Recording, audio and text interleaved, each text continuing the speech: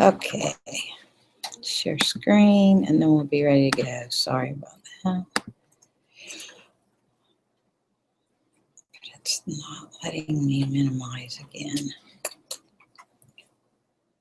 Oh, I can just over. Okay, so for some reason it's not letting me minimize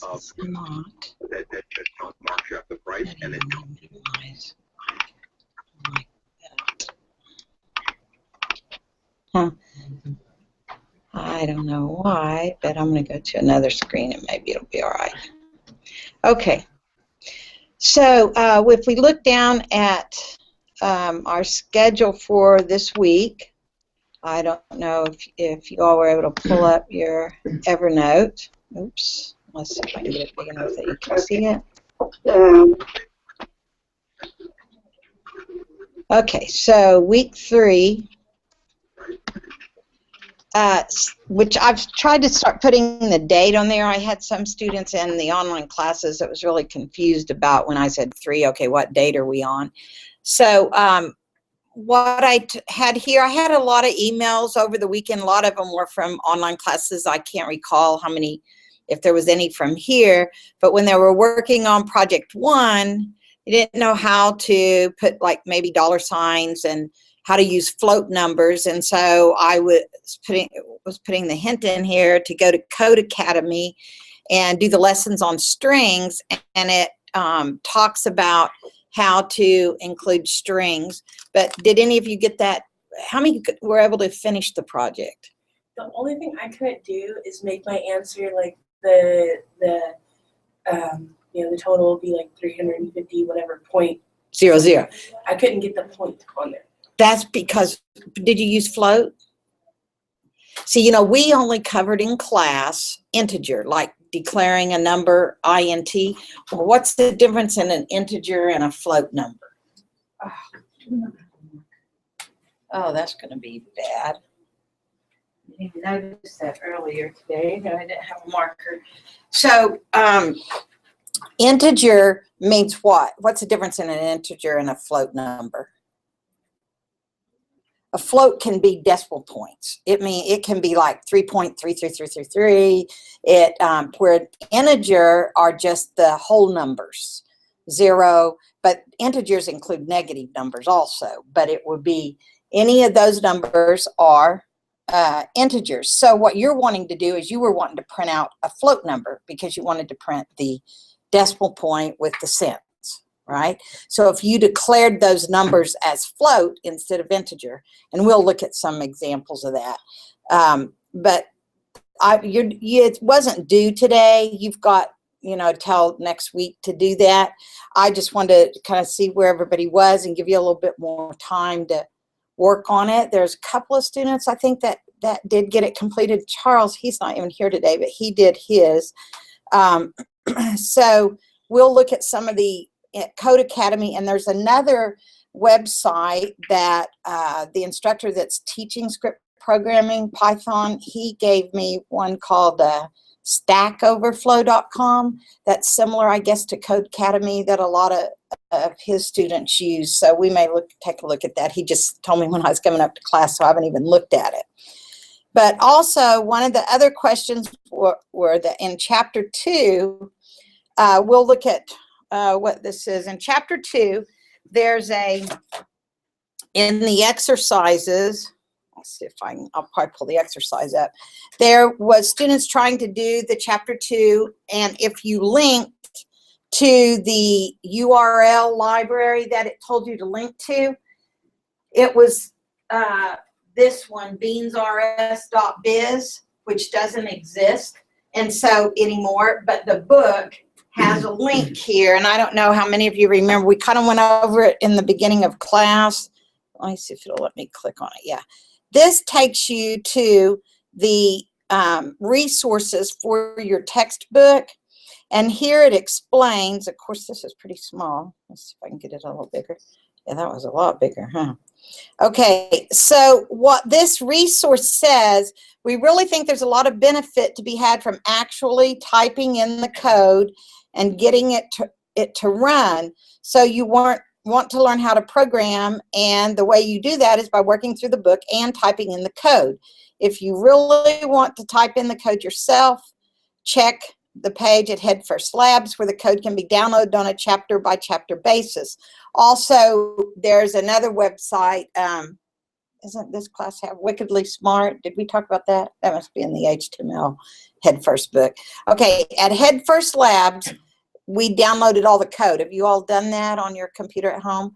For each chapter, there's all the code there that you can look at, and it will help you. But in the code, when you download it, the Beans R Us website that you're working with in Chapter 2 is up and running at beansrus.appspot.com. So when we get to that part in Chapter 2, you'll want to put this in place of the website beansrus.biz. Okay? What it's saying is this book maintains a website for us to be able to run our programs and for them to work. And so what happened is they had to change it. And so this is now the new website name. Has anybody done Chapter 2 in here? Maybe it was just by online. Okay, Shelby, Jairus, and Marcus. Okay, did you guys run into that? Go into that link. Okay, great. So this is in Evernote. And so you'll be able to find this. Okay, come back up. Quit spinning.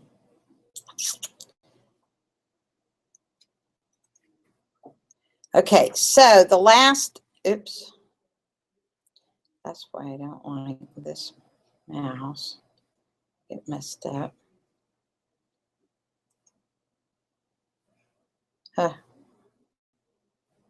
Wow, now it's really messed up or something. Okay, there's the link for, okay. Now, so what we're going to do next, and I don't have the Chapter 2 reading quiz up yet. I will get that up before Thursday, but you'll have the weekend to take that reading quiz, okay? Because it's, we're going to be covering Chapter 2 today, and probably Thursday we'll work on our project some more together in class, and then we'll finish whatever you haven't finished in Chapter 2. So this last line is really for my online class that needs extra help. So what I'm going to do today, did anybody figure out Lucidchart? You did? Okay. So anybody have problems with it? You guys that worked with it, was there any problems? Was it pretty explanatory? It's pretty explanatory. The only thing I did, I sent you an email for a request on it. I hadn't got back anything from you with it. So I just created a free trial on it. Oh, well, let me do that. Has anybody else not got their Lucidchart invite? I didn't ever see that. I tried to do it right as I'd get the emails, but I probably didn't. Okay, let's go back to here, and then we'll start through Chapter 2. Okay, you're Laura Keene, right? Laura dash, oops, Keene. N-A-N. N-A-N. At vader.res.edu. All right, so you should get one now. Okay, so is anyone else in here? Did they not get their invite to Lucidchart? Is there anyone else? Because I can put it in right now. Okay, so once you log in to Lucidchart, once you get that invite, it'll tell you the link to use. And so if I go over to documents that I've created, some of these are all from last semester, but if I wanted to, I can do both pseudocode and flow charting in here. And so I can click like a blank, that one was supposed to be blank, let's see. Okay, I can say add a document, blank document. And if you have your Lucidchart set up, you can go ahead and log in and go to Lucidchart if you want.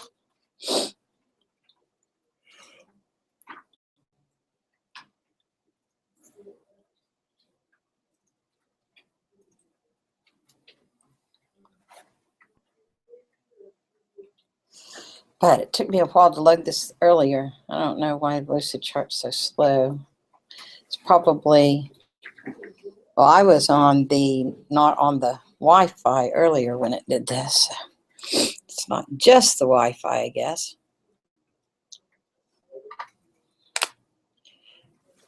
But when it comes up, it'll come up with a blank screen, and on the left side are those shapes that I talked about in class, where the ellipse, sideways ellipse. Okay, let's see. This is example 1. So if I wanted to, here, I want to pull on, say, my beginning symbol. I just drag it. Oh, come on now. What's going on? Why is it doing that to me? Not letting me get it unless it's my map, because I don't have my mouse. Huh. See if it'll let me do my text. No. Oh, it's still spinning, I guess. Documents. The following pages have become unresponsive. Huh. There, maybe that's went away. Is yours real slow? Is anybody logged into Lucid Chart? Well, it must be this one. Let's see if it'll, because it's not letting me go to it. There it is. Okay, so I'm going to bring out the start shape first. And let's say we have the problem of just adding two numbers together. We're going to get both numbers from the user, and then we're going to add them together and print out the sum. Okay, so that's that one we did in class the other day in Python, right? So I'm going to drag a terminator out, and I'll say start. And I'm going to make it a little larger here. That's kind of small, 7 points. Let's see. Oops. Let's do 14. Okay. Then if I want, next I would have which shape for input? Or I can do declarations, whichever way I want to do it. Does it matter on the shapes? Yes. Flow charting is real important, the shapes, because when somebody looks at this, you can see how it comes up with the tip on here of what each shape does. Well, these are called processing steps. The rectangle, the diamond we haven't used yet, that's if then else. Well, we have done that in class, or in chapter 1, they had some if then else. Output is all, and input is always the rhombus or parallelogram, whatever you want to call it. And these others we won't use.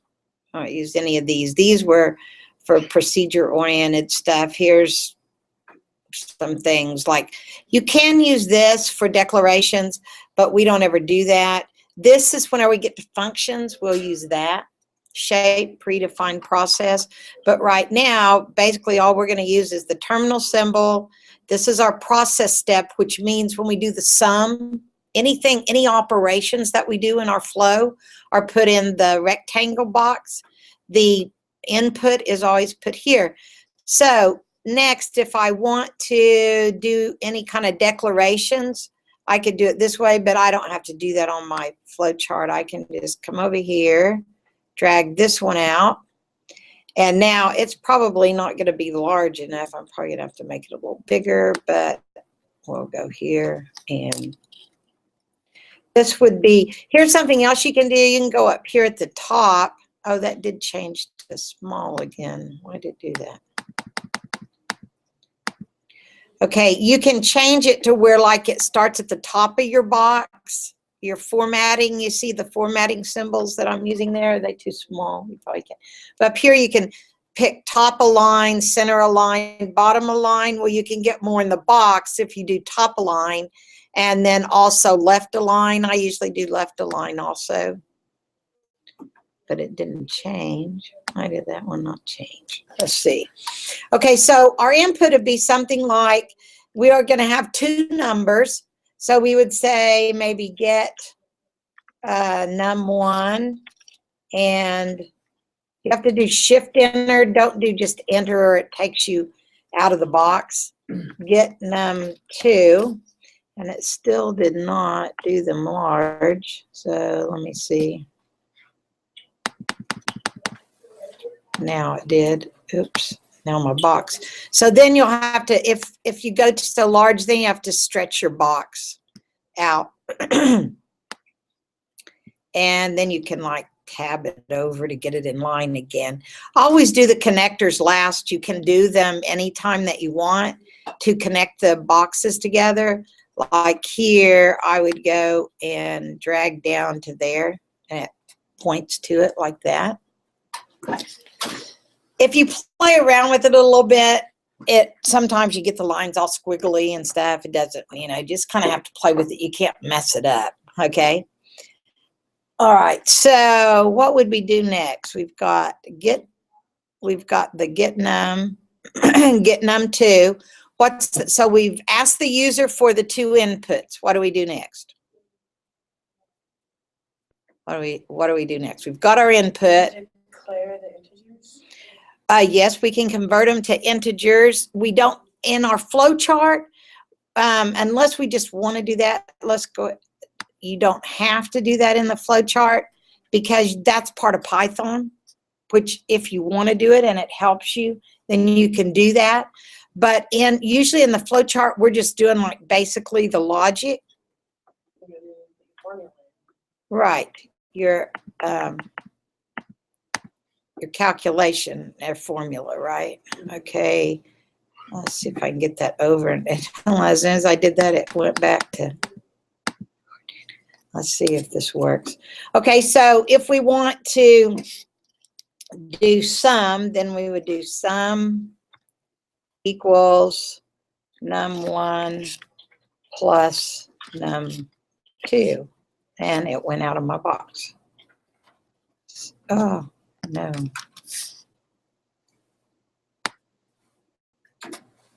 Oh, that's making my line instead of dragging it. Oh, okay. Here's what it wants me to do.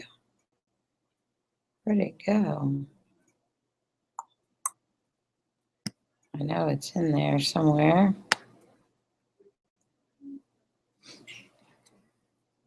Okay, let me drag it over here. There it is. Okay, and you have to be careful because if you're in the text portion, like where you've double clicked in here like I did and I was typing, then you can't just reach over and grab it, or that's when it does those lines like that. So you kind of have to play around with it to see how it works. This should let me drag this up, but I'm trying to, no, it's going to make a line. I have to get outside of it and click it somewhere. Because somehow it does, but I'm not having luck with doing that, making it smaller right now. Okay, let me get this one and pull it down.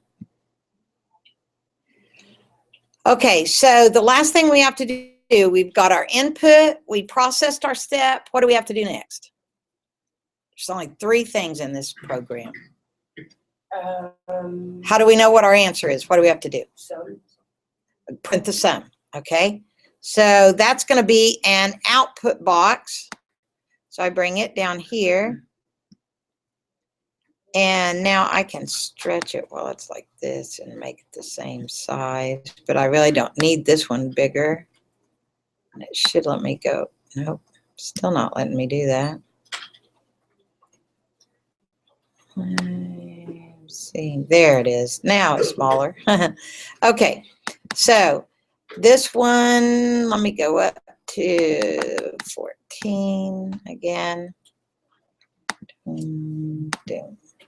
Okay, this one will say print sum, right? So what's the last thing we do? End. Good. You can say end or stop, whichever you prefer. It doesn't matter. And so we'll go up here. 14.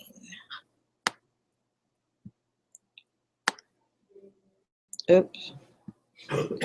Okay, now. All right, so let me connect this one down. Yeah, see, I didn't have them quite in line, so it made my line crooked.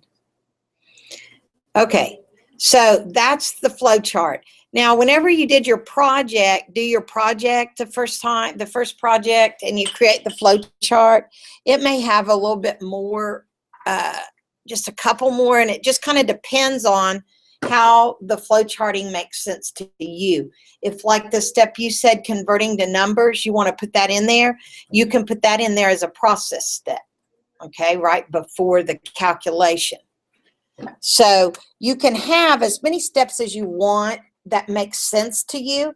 The thing is, I can glance at it and tell by the shapes what you're doing in specific steps, because these always tell me that you're doing input and output when I see that shape.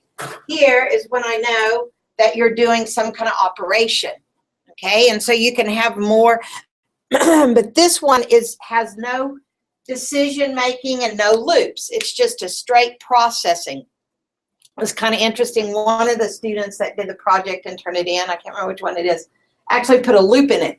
It wasn't required, but it worked. It allowed you to continue asking for more desk and lamps if it was another customer. And so that was pretty cool, which I think I have you do that in like project 3 or something like that. Okay, any questions on Lucidchart? Now, what some students do too is you go ahead and put your, you can go ahead and put your pseudocode, I think it's here that we do this, your pseudocode in the same Lucidchart. Instead of typing it into Word, you can drag a text box over like this, increase your text, and then maybe top align it also and to the left, and then make your box a little bigger. And then your pseudocode, some people do it first and then their flow chart, it just whichever's easier for you, but you actually just copy what's in one or the other, only you don't have the shapes. Oops, I did the enter key. You see it takes you out when you do that. You have to do shift enter to get to the next line, okay, when you're inside the box, if it gives you hassle. And then here you can either say get num1 or however. In Python, a lot of times the pseudocode looks just like your Python. You like to do it, a lot of students do it that way, because Python is really almost like pseudocode. It's like the English language type. So you can say get num1. Oh, there, I did it again. Habit, hit enter, huh? Okay, so shift enter, get num2. Shift enter, and sum equals num1 plus num2, and there we go again. Then print sum. So that's the steps that every time you run that program, those are the things that you would do to get sum. And all we'd have to do to change it to multiply is change the calculation, right? Okay, so the thing that I also told you guys is whenever you do Lucidchart, you can save it in here. You can, and then you can download it and you can publish it. And when you pick publish, you can select PDF, full document, okay? And then publish page. And what that does is it gives me, and you name it here, page to publish. Oh, I must have not named it. Yeah, PDF. Did I? Oh, I named it example 1. Okay. So if I do publish, it's going to give me a PDF, which is what I always require y'all to do. Why would I want you to do it in a PDF? You know? What's a PDF? Right now, on the web, If you sometimes save a document as a DOC before Google Docs, you can open it unless you had the same version of Microsoft Word on your computer. You could download it. Now it's a little easier with Google Docs, but PDF is called a portable document format. That's what that stands for. It's part of the Adobe. Like if you ever downloaded something that said you need the Adobe Reader, well, that's what that will open in on any computer. So even if somebody didn't realize that you did it in Lucidchart, they'd be able to open it if it was in PDF format. Okay? I can't tell if y'all are awake today. No. This isn't Monday. Come on. So any questions about that? Published the page and it published it, so I don't have to do it again. And so what I want on your drive, and I believe, let me see if it wasn't this one. Yeah, this one has Project One Lucid PDF. So this was a student in my online class, and she saved hers as Project One. Let's see what hers looks like. I haven't even looked at it. Yeah, here's her. Here's how she did Project One. And she must have did her pseudocode in something else because she's not finished yet. Yeah, there it is. She did her pseudocode in Word. So here's her pseudocode. Oops. Start, get num 1, sum 1 equals num 1 times 65, get num 2, sum 2 equals num 2 times 155. And then she added the 2. You could also do, I just did one. yes, one straight. If you remember in math, you can do total equals with parentheses num 1 times 65 plus num 2 times 155, right? So you can do it in one operation, but either way is correct.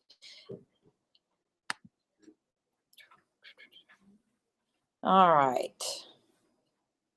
So let's go back. And let me find, I'm going to open. Now this is where on Code Academy that I went through to the very end, you can, if we go back to Python, one of the sections that was really helpful, of course we did this, I think we did this one in class and the tip calculator, but I don't think the tip calculator, did it do float? I'm trying to remember if it did. Let me see. Restaurant tax, I think it, yeah, I think it did do float.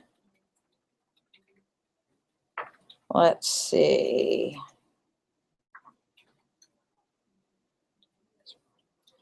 Okay, so this one, see, so if you go through and do this, this will show you how to do the float. Okay, you can practice with it on here. So instead of putting just sum, you put float? Right, well, no, what this does is it's saying make meal equal to a float number 44.50. So instead of saying int, instead of saying int 44.50, it would cut off your 50 cents. Yeah. Okay, so that's why you declare it as a float, because here it's going to keep your 50 cents on there. It's going to say make meal $44.50.50. And so then whenever you multiply, first let's go through the next section and then it'll show you each one what to do. So here, I must have already done this one, and that's why it's there. Okay, start next lesson. Okay, so here's where we, in the previous one, we declared meal equal to 44.50, right?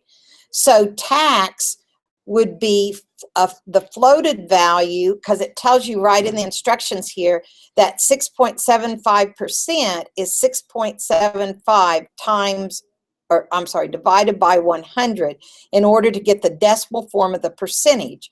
So you would actually create a variable called tax equals float this value 6.75, and you remember the / means divide by 100. Oh, sorry. So if I go ahead and say Save and submit code. It didn't show me because I've already done this. So if I go again, now it tells me to figure out what the tip is, which is 15% of 100. So you would divide 15% by 100 to get the tip value.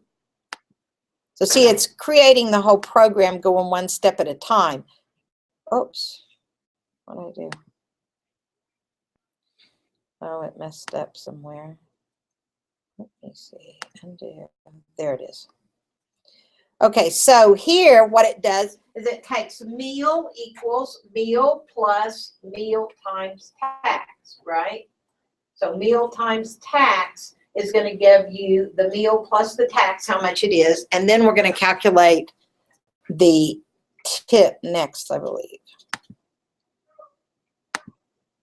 So here, total equals meal plus meal times tip.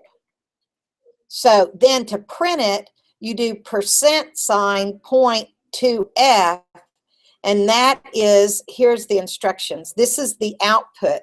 The code on line 10 formats and prints to the console the value of total with exactly 2 numbers after the decimal. That's what the 2F means, to float, because sometimes you may want it to carry out 6 decimal points, okay? But in this case, we're dealing with money, so %.2 float is saying the format. It uses this % sign as a placeholder, it's called, in Python. And what it says is print it out to look like this, use this value and the total. So when we run it, and I don't know if it's going to show me here, I might have to actually, oops. Yeah, 54.63. Okay, so that was the value that was in total. Now we still don't have a dollar sign. If you want a dollar sign, it'll show you in the strings how to do that. But actually, you can do that, not in Codecademy because it's going through these lessons.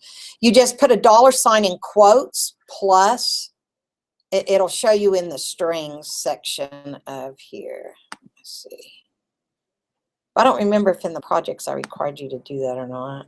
If you go back to this Python and you go down strings and console output, this shows you how to create a string, and that's what that would be if you wanted to put a dollar sign in front of it.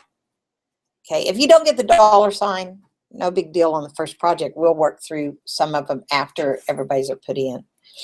Okay, the ones who finished, who said they finished the project? Anybody? Okay, so did you guys do the dollar sign on yours? Okay. Did you use string? Is that how you did it with the string? Shelby, is that how you did it? Yeah, that's what I thought. Okay. All right. Boy, they're having some kind of party over there, huh? Okay, so any questions about this? I haven't looked at that stack flow. I was going to look at that stack overflow. Has anyone ever used this? Stackoverflow.com. Let's see. This is if Codecademy, you don't want to use it. This is another option. You've used it, Jonathan? Did you say you've? No. Let's see. Okay, if my computer wasn't so slow.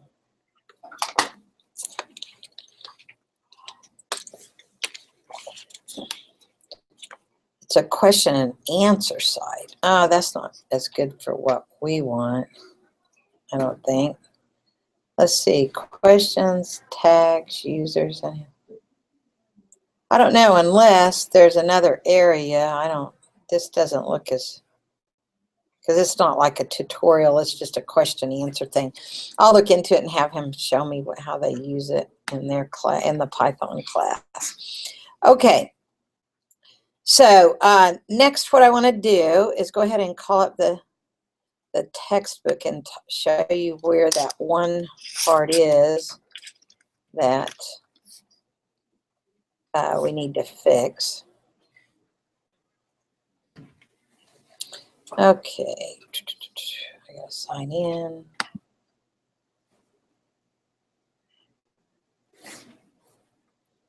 We're going to go to chapter 2, and I'm going to kind of give an overview of some things in there, because it's actually the section in our book that will give you the strings tutorial part that's in Codecademy. I don't know why this is so slow. I should have already had this one called up. I didn't.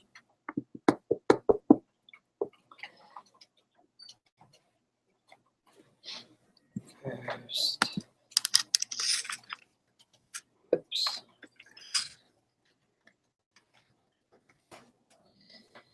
Okay, so we want to go to chapter 2, which I believe starts on 37. I think that's right. Okay, so in chapter 2, we're going to learn how to deal with different kinds of data, textual data, which we were just talking about the string, putting a $sign in, because a $sign is actually considered a string. So a string is any data that you don't want to do calculations on. If it's an address, even if it has numbers in it, it's a string. Any kind of symbols is textual data. So in Python, that section under Codecademy, that was the section that had strings and console output. You can go through that, and it goes through everything that we're doing in the chapter also. So that gives you another tutorial. It talks about how to execute through strings, because in a string, sometimes you've got a string of data and you need to know a certain position in that data, what the character is.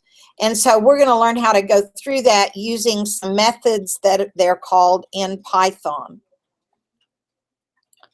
Okay, let's see. Go ahead. Where's my... Oh, it's not letting me scoot through for some reason. Come on. Oh, maybe it's below. Let me put it in continuous. Okay, so in the next page, your new gig at Starbuzz Coffee, and what you're going to do, the programmer is going to do some work, but they've got to answer their phone, so they've disappeared. Think you can take over. Oh, that's just a little blurb there. Okay, this is the statement that I'm talking about that goes in your program that it has the correct one in here. beansrs.appspot.com. Somewhere it has beansrs, because I had a student tell me that .biz, and I don't know where that's at. But this one should work typed in like this. Is that what you use? Does yours say .biz? Okay, if you're in the book, what does your book say, Sarah? Does it say .biz? Yes, okay. All right, so if you have, I don't know if the PDF, does anybody have the PDF pulled up? Does it have .biz? Okay, mine is newer. I guess they fixed it. So your book and your free book that I have out there both have what I put in Evernote that it has. And so this is the correct way to type it in when you get to the part about that has you go there. But what this little piece of code does is it tells you here, and I think, oh, where'd it go? No, it's hard to control this with this mouse. Okay, the previous programmer has already made a head start on the code, and we can use this as a basis. Here's the existing Python code, but what does it do? Here's the code in its current form. And so what it does, this is the code that's going to take a text string and decode it. So what it says, take a good look at the existing Starbuzz code. What do you think it actually does? And when you test drive it in idle, in the interface that we have, if you pull it up and you test drive it, here's the program code is entered into idle. So it's exactly, it says page. So page and text are variables, right? Because it's setting what's over here, putting it, assigning it to page. And then it's assigning this to text. So where'd they come up with this? We haven't learned that yet, right? Where'd they come up with these? What are these called? What's page.read and URL live.request? Did it tell us? Okay, it converts it into data, right? Website data. So that's what we're looking at here, is they're just giving you this code. You don't have to go find it. They're saying import means bring into this Python program URL live.request. So it's going to request this website address. So it brings in that at that website, the HTML code in text. It looks like this. And I know you all haven't had HTML yet. And incidentally, out at Code Academy, it also has tutorials on HTML. But HTML is what helps. It's a markup language that makes this print at the top of the web page. So if we go to that site, that's what we would see on that web page. Let's go there. Let me get a copy of that. So I'm having trouble with. Didn't I have it? I had it open, I think, but I may have closed it. Okay, so this is Beans. If I go to this website at Beans, it is, I still have it, RS App Spot. Okay, this is what that page looks like when I go to that website. And so my code in Python was saying, retrieve the HTML code that made that page. Okay, let's see if it retrieved the right code. I can go here and say, let me do it this way. Oops. My mouse. See where it says page source? That's what I'm trying to get down to. Come on, without my mouse, I'm lost. There it goes. Okay, page source. So here is the HTML code that it should show when I run that Python program. It's pulling the code from that website. You see, so this is actually not programming code, because you remember when we look in the browser window, we saw welcome to the Beans RS pricing page, right? That was our title. Well, it's this HTML, it's this title tag that put that there. Then it's tied to a style sheet. So you don't have to learn HTML here. But this is welcome. This is actually, I told you about the title is actually goes up in the title bar.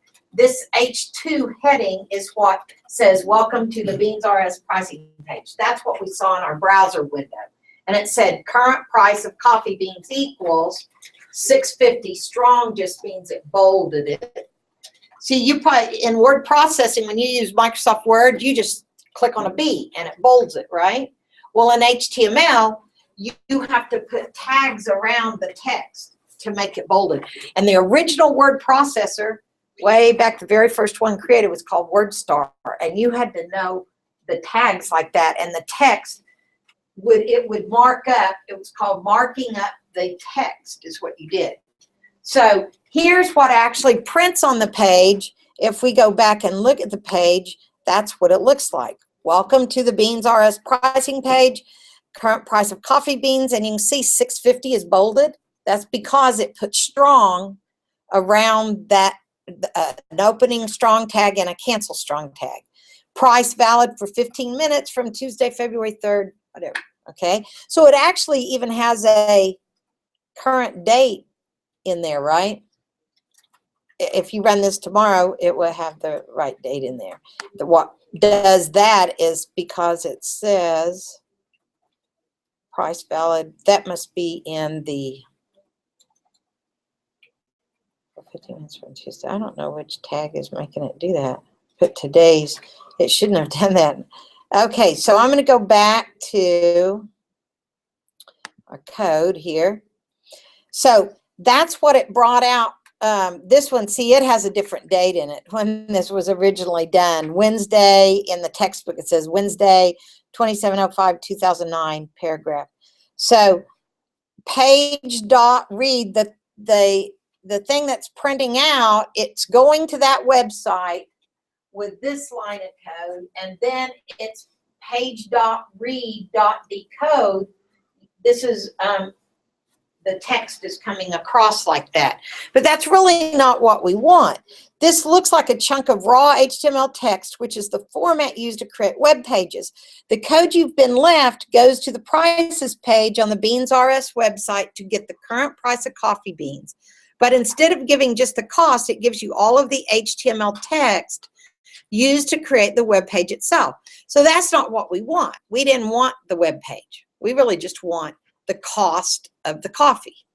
Okay, so let's see how we can do that. Because if you tell it just to give you the text, when you really just want this 650, wherever that was at, beans, current price of coffee, right here, or here it was 549. They've updated it, right? That's pretty cool because that's about right. Okay, so 650, we want to get to this string right here. So we have to figure out how to tell, how to tell the program to get to that string of code. Ooh, how did I go back so far? So the cost, is that right here? The cost is embedded in the HTML.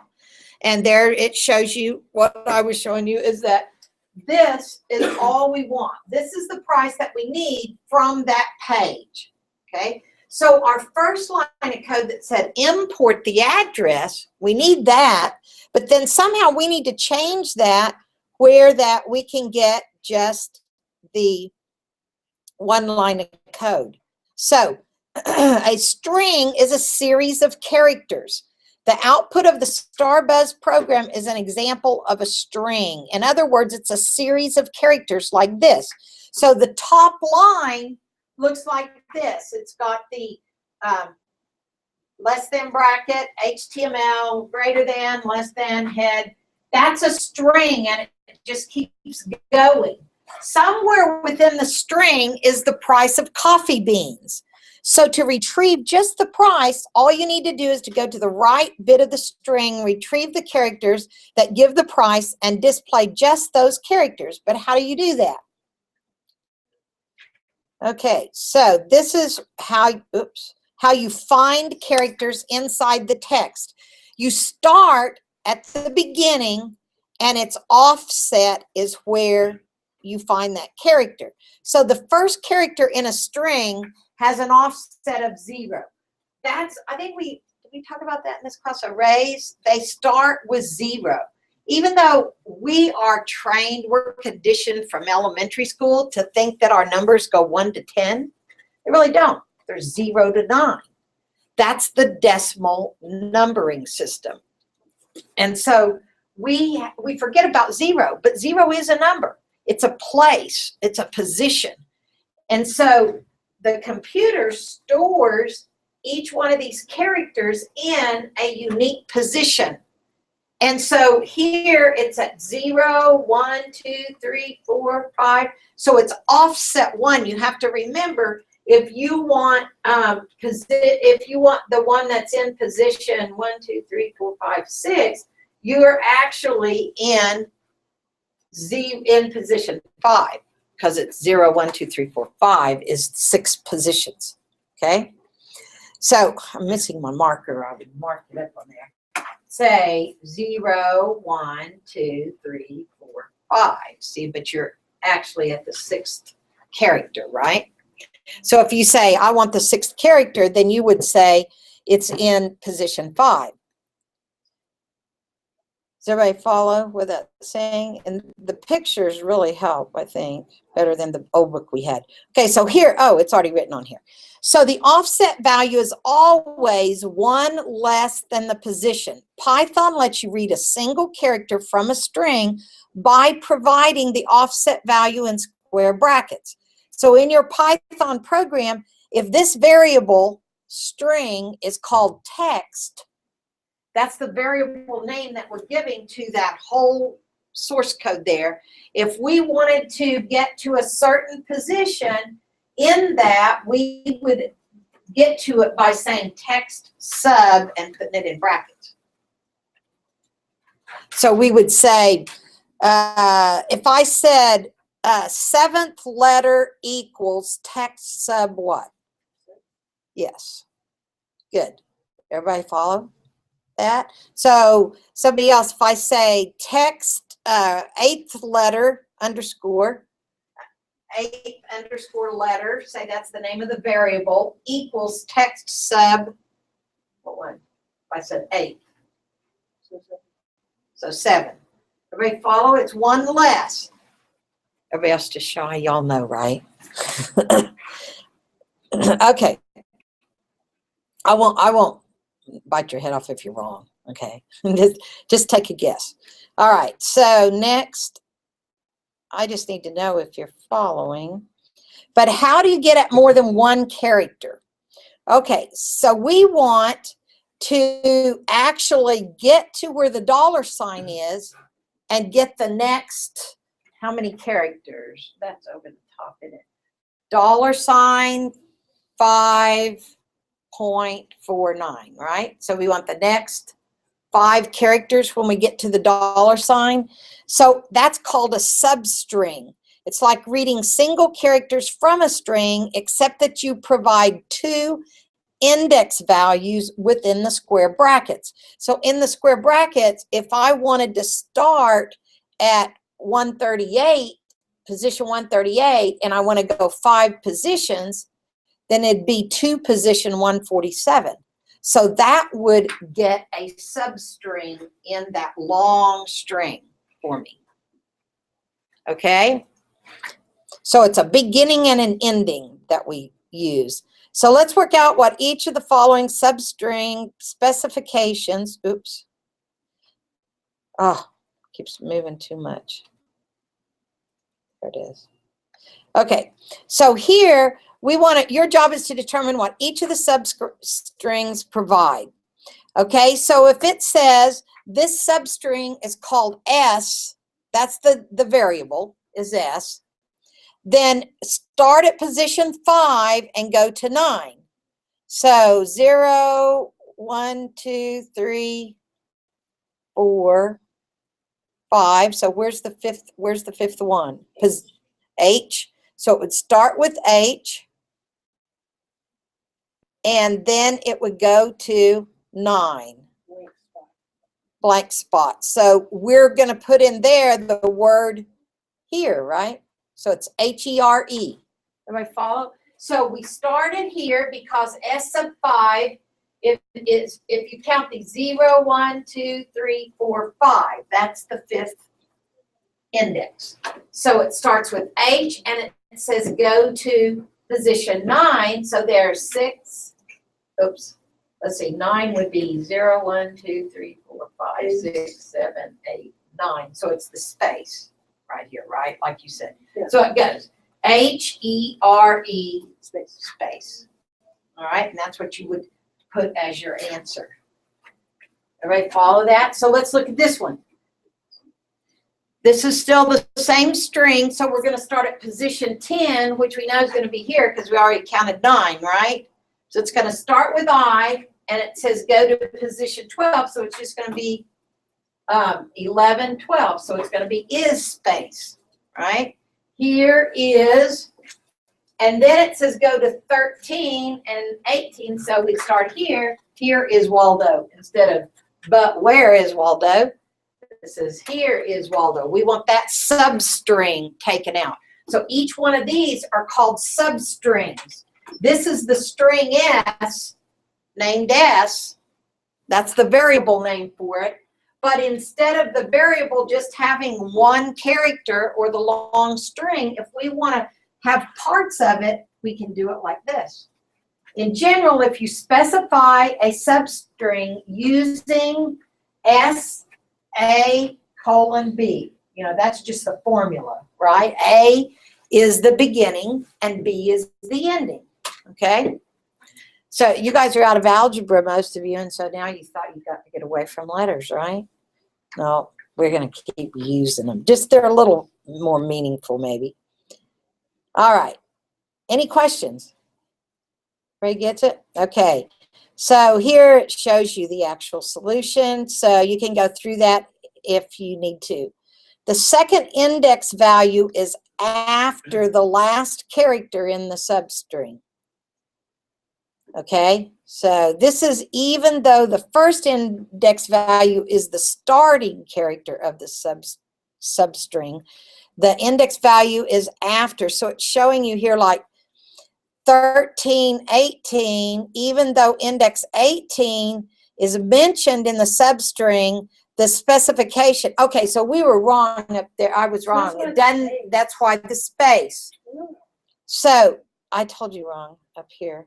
Okay, so right here, it's saying that 5, 9, or let's do the second one, 10, 12 is going to start at I, and it's 1 minus the 12. So that leaves off the space, right? So it starts with 10, it goes to 12, but you don't include 12. Okay, so it'd be just the IS. All right. Let's go on down. Oh, come on. Okay, so here's another one. Oh, you need to update the program to extract the price starting at the 235th character of the string. The price is 4 characters long, so you would store the price substring in a variable called price. Write the new version of the program. Okay, so you would say print text. So down here, even though you've got the whole thing taken into text, right, you would go up here, make it a little bigger. Okay, so you've got the whole thing taken in. If we wanted to code it here, print text, okay, we would write the new code here. Here's the current version of the code. We would still have this is the same, this the same, this the same. But then we want to create the price as a substring. So right here, this is text. This is that whole thing that we saw print out, the whole set of HTML, right? So we want to create a substring, and we're going to call it price. And we're going to say go into the string text, start at position 234, and go to, because remember it said that the 235th position is what we want to start with, right? Of that. So we have to say start at index 234 and go to 238. And so it's going to take the 234, 235, 236, and 237. So it won't take the 238th position, right? Because it's a -1. Note how you've specified the substring with 2 index values separated rated by the colon character. Now, instead of printing text, the entire web page, you are just printing price, the extracted substring. Okay? So if we wanted that, we literally have to count out 234 spaces to figure out where the colon is. There's actually another way to do that because you do it with a loop in an array. Okay? That's why we'll see that at the end of the, and they're showing you just if you already know how to get to it. Then in this chapter, I believe it does the array, but I'm not 100%. Yeah. Oh, yeah. Yeah, a I'll make it function. easier. Okay, we're good. Okay, so, and there it is. Yeah, it's called find, isn't it? Show you the one, find. Okay. So that looks a lot cleaner now. Instead of displaying the entire HTML text of the web page, you've cut it down to just the piece of the string, the substring that you needed. Now, this code, like I'm saying, this code is in those chapter resources, or you can type it in exactly, and with that app spot, it will work. So if you go to that link that I have in Evernote, it will give you the right one. So the string exposed, this is the part of the book that kind of tells you what we did. String, it's so good of you to find the time to speak to us. Please, the honor's mine. So anyway, it goes through here and tells you what a string does in conversation like that. So it's kind of like the notes that you take over that. Same thing with the no dumb questions. So I can put any web address into this code and grab the associated web page from the internet. Yes, it works. And it says you can try it for yourself. Try different websites and see what happens. Don't I need a web browser to view web pages? Yes, that's the way to view web pages. What does the import line of code do? It gives the program the ability to talk to the internet. And that's why scripting languages are such really being used a lot, is because it allows you to talk or interact with web pages. Whereas programming languages like Java, C++, you have to program it to do that. Java will do that, but like the other languages, you have to compile them to do that. With scripting, you can put in commands and functions that will do that for you. Okay, and here's our bulleted points. And then this next part, you'll notice also that it has that appspot.com, but it's prices-loyalty.html. We've been going to prices.html. So when you work this part, be sure that you're going to the right spot and where price has moved. So we'll stop right here for today. And so hopefully this gave you some more help on your project and getting it corrected. And then also go ahead and work through 2, and we'll go over this last part of it on Thursday then.